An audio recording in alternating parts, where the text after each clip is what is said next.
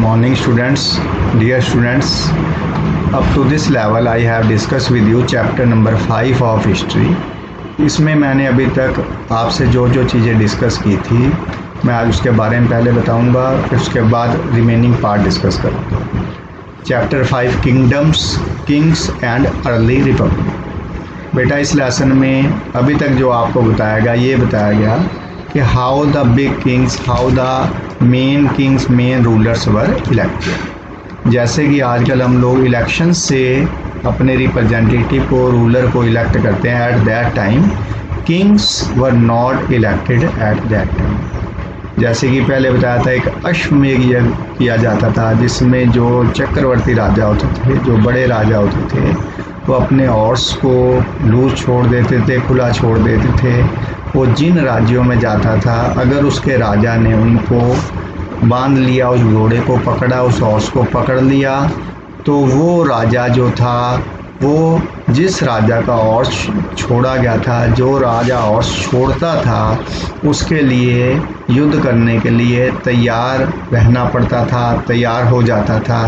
और यदि किसी राजा के राज्य से वो हॉर्स बिना पकड़े हुए निकल गया तो इसका मतलब था, इसका अर्थ था कि उस राज्य के राजा ने उस राजा का जिसका कि घोड़ा छोड़ा गया था, जिसके द्वारा कि हॉर्स को छोड़ा गया था, उसकी दास्ता स्वीकार कर लिया। जो राजा वो हॉर्स को नहीं पकड़ते थे और बड़े राजा की बात को मानते थे, उसकी दास्ता को स्वीकार कर लेते थे, एक निश्चित दिन पर महाराजा के दरबार में बहुत बड़ा यज्ञ किया जाता था और उसमें उन सभी राजाओं को बुलाया जाता था जिन्होंने राजा की दास्ता स्वीकार कर ली।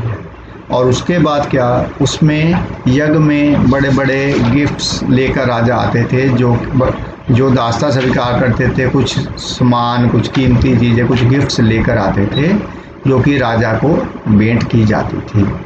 लेकिन केवल उन्हीं सामान से, उन्हीं भेंट से, उन्हीं गिफ्ट से अब साम्राज्य जैसे बड़े होते चले जा रहे थे। राजा का काम, राजा का राज्य दरबार का खर्चा चलाना मुश्किल हो रहा था। तो इस स्थिति में जो महाजनपद थे उनके राजाओं ने लोगों पर टैक्स लगाना शुरू कर दिया। वो टैक्स इसलिए लगाना शुरू किया कि जो महाजनपद थे वहाँ के चक्रवर्ती राजाओं ने, उनके बड़े राजाओं ने अपनी महाजनपद की, अपने साम्राज्य की, अपने स्टेट की रक्षा करने के लिए पहले तो उसके चारों तरफ बड़ी बड़ी किलानुमा दीवारें बनवाई और फिर उन दीवारों के साथ साथ ही बहुत बड़ी आर्मी को, बहुत बड़ी सेना को भी मेंटेन किया ताकि उनके राज्य की रक्षा की जा सके। जैसे कि मैंने पहले बताया था कि जो महाजनपद होते थे उनके चारों तरफ एक किलेनुमा दीवार बना दी जाती थी जिसका पर्पस ये था कि इसके एक तो बाहरी आक्रमणों से इसकी रक्षा की जा सके और जो उनकी साम्राज्य के लोग हैं वो शांतिपूर्वक निश्चित दायरे में रह सकें। और साथ साथ उन्होंने अब बड़ी आर्मी भी रखनी शुरू कर दी थी।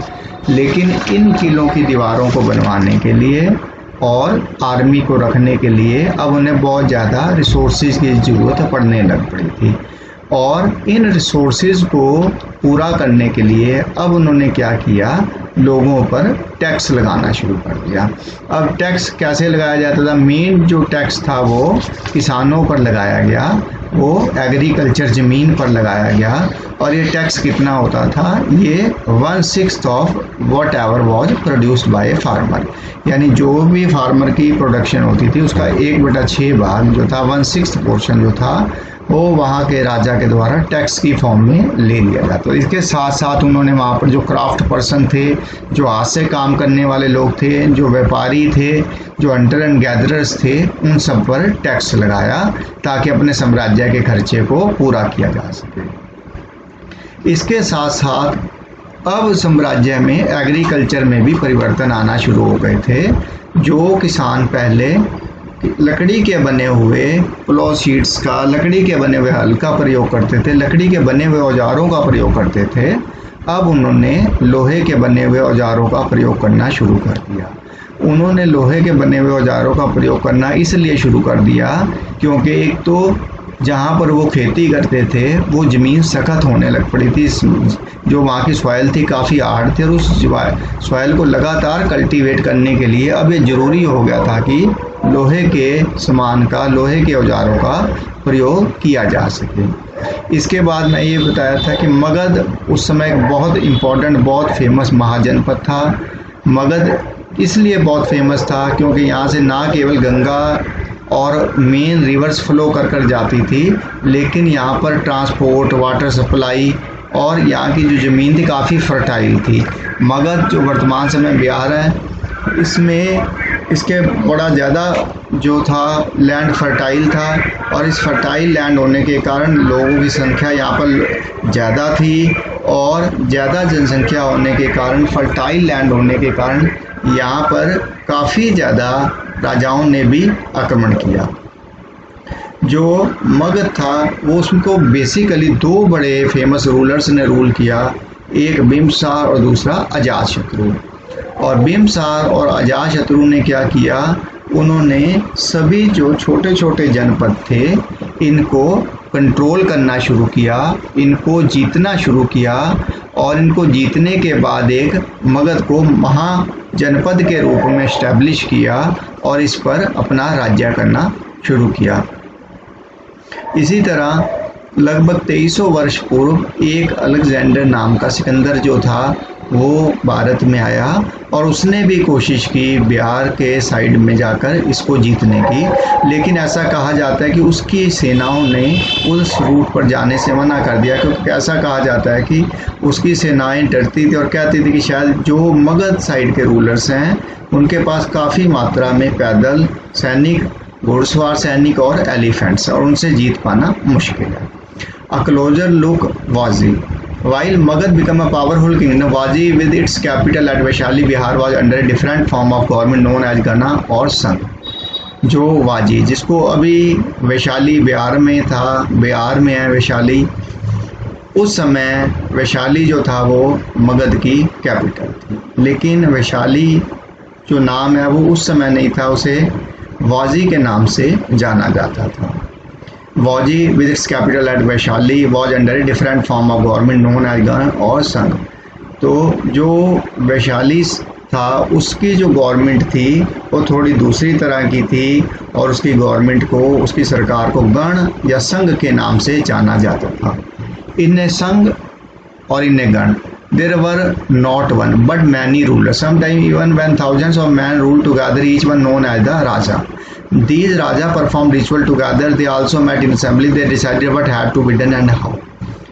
Through discussions and debates, for example, if they were attacked by an enemy, they met to discuss what should be done to meet the threat. However, women, dust and commanders could not participate in these assemblies.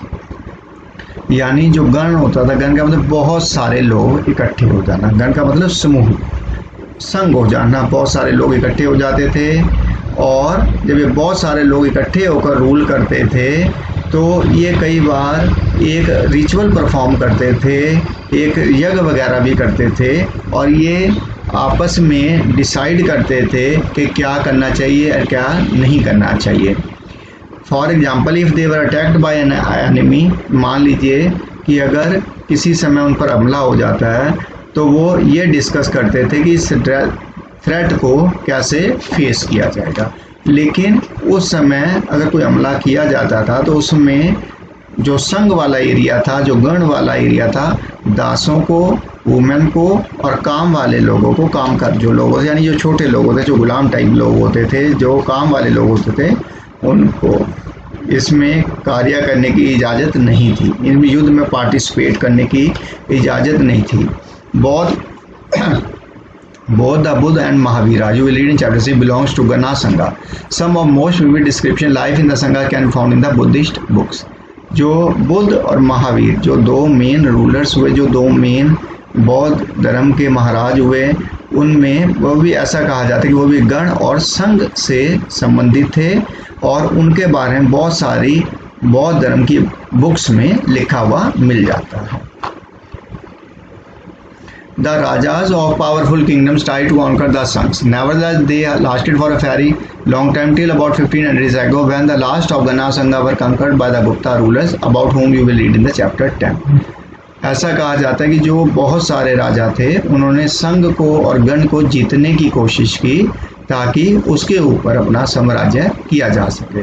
किस राजा ने संघ और गण को जीतने की कोशिश की, इसके बारे में हम लोग नए लेसन में, नेक्स्ट लेसन में पढ़ेंगे।